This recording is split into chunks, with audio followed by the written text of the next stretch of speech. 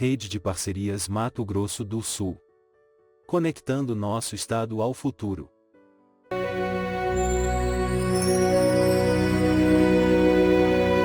E aí, todo mundo tem aquele cantinho preferido, né? Aquele lugar onde a gente se sente totalmente em casa.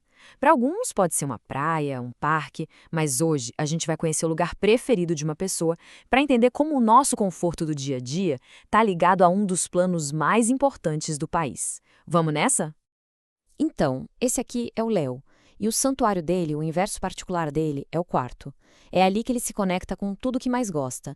No quarto, ele passa horas vendo as séries que curte, ouvindo música, batendo pato com a galera na internet ou tentando zerar aquele jogo novo no videogame. Só que todas essas coisas, da série ao game, têm algo em comum, algo vital. Tudo depende de eletricidade. Pois é, com tudo funcionando direitinho, o que poderia atrapalhar a diversão do Léo? Exato, falta de luz. De repente, pá, tudo para. A TV desliga, a música para, a internet cai e o videogame apaga. Fim de jogo pro Léo. E pro Léo não ficar no escuro, ter luz em casa é o básico. Só que garantir que a energia chegue até a tomada não é tão simples assim.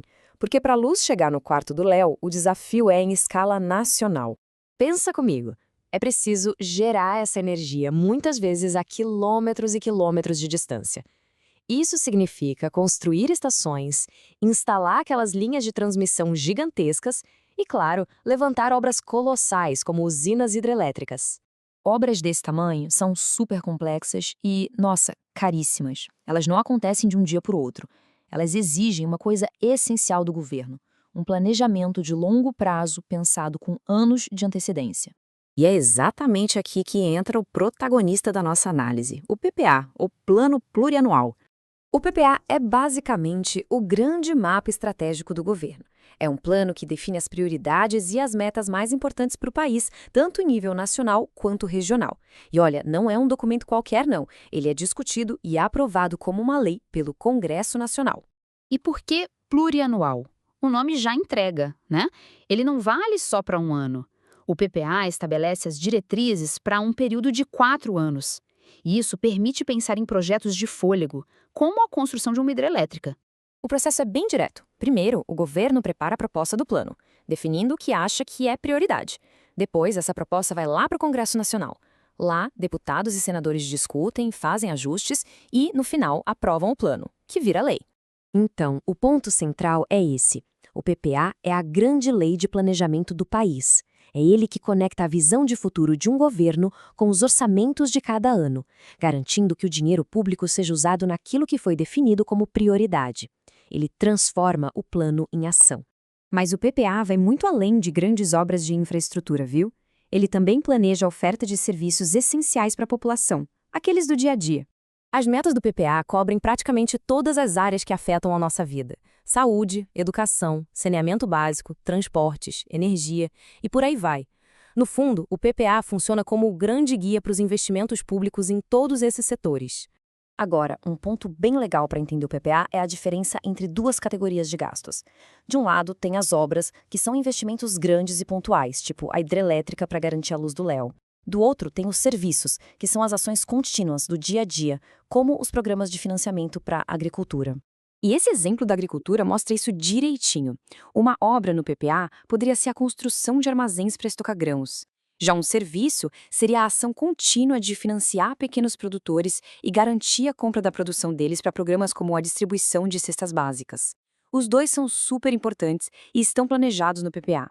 Mas esse planejamento todo não acontece só lá em Brasília. Ele está presente em todas as esferas de governo. Vamos ver como isso se organiza? Assim como o governo federal, cada estado e cada município também elabora o seu próprio plano plurianual. E o motivo é simples: cada um tem suas próprias responsabilidades. Essa tabela deixa tudo bem claro.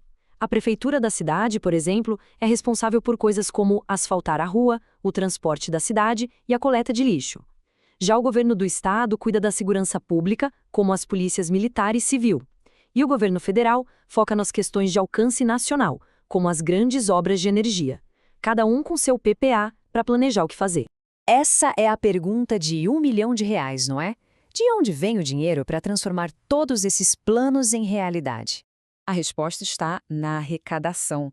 O dinheiro vem principalmente dos impostos e contribuições que todo mundo paga. Além disso, tem as taxas específicas, recursos que o governo federal repassa para estados e municípios e até empréstimos. Então, voltando ao nosso amigo Léo, agora a gente sabe.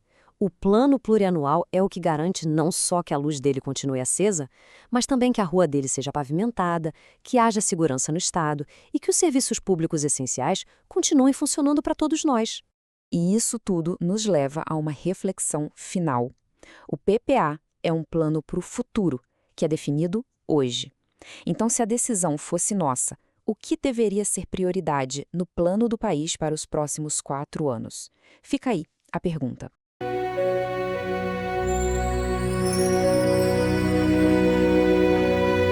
Rede de Parcerias Mato Grosso do Sul. Conectando nosso estado ao futuro.